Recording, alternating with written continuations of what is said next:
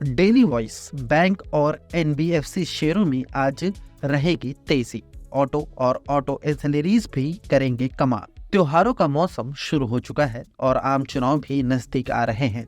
ऐसे में right Horizons के फाउंडर और फंड मैनेजर अनिल रेगो को उम्मीद है कि बैंकों और एनबीएफसी दोनों की कमाई में जोरदार ग्रोथ देखने को मिलेगी। इक्विटी और कैपिटल मार्केट का करीब 30 सालों का अनुभव रखने वाले अनिल रेगो कैपिटल गुड्स शेयरों पर भी मीडियम टर्म के नजरिए से बुलिश है। उनका कहना है कि देश में बढ़ते पूंजीगत निवेश और ऑर्डर फ्लो में बढ़त से कैपिटल गुड्स शेयरों को फायदा होगा। कैपिटल गुड्स कंपनियों के लिए आ रही मांग में मजबूती देखने को मिल रही है।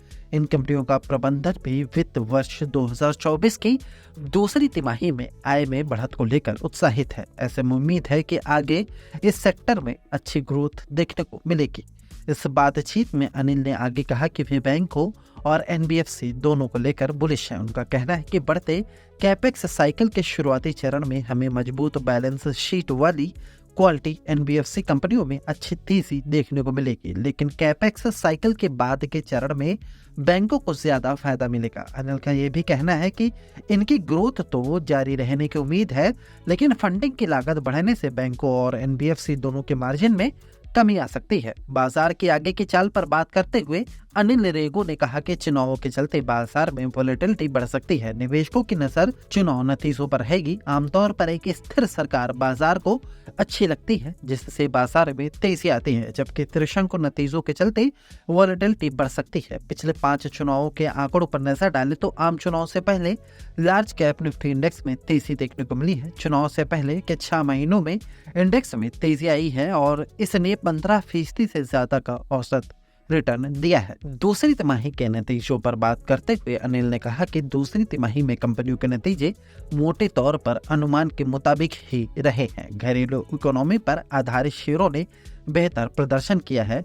बीएफएसआई और ऑटो के नतीजे काफी अच्छे रहे हैं, लेकिन कमजोर ग्लोबल मैक्रो स्थितियों के कारण वित्त वर्ष 2024 की दूसरी तिमाही में आईटी कंपनियों ने कमजोर प्रदर्शन दर्ज किया। इनका आगे का रेवेन्यू गाइडेंस भी खराब है। बैंकिंग सेक्टर के लोन ग्रोथ में मजबूती रही है, साथ ही इनकी एसेट क्वालिटी में भी सुधार हुआ है। कमोडिटी लागत घटने, बेहतर प्रोडक्ट मिक्स और ऑपरेटिंग लिवरेज के कारण ऑटो सेक्टर ने मार्जिन के मामले में पॉजिटिव सरप्राइज दिया है। अनिल का मानना है कि वित्त वर्ष 2024 की तीसरी तिमाही में उपभोक्ता व्यय में मजबूत बढ़त देखने को मिल सकती है। हालांकि त्योहारी सीजन में देरी के कारण कमाई में कमी आ सकती है। उम्मीद है कि तीसरी तिमाही में बीएफएसआई, ऑटो एंसिलरीज और इंडस्ट्रियल कैपिटल गुड्स की तेजी जारी रहेगी। moneycontrol.com पर दिए गए विचार एक्सपर्ट्स के अपने निजी विचार होते हैं। वेबसाइट या मैनेजमेंट इसके लिए उत्तरदायी नहीं है। यूजर्स को मनी कंट्रोल की सलाह है कि कोई भी निवेश निर्णय लेने से पहले सर्टिफाइड एक्सपर्ट्स की सलाह ले।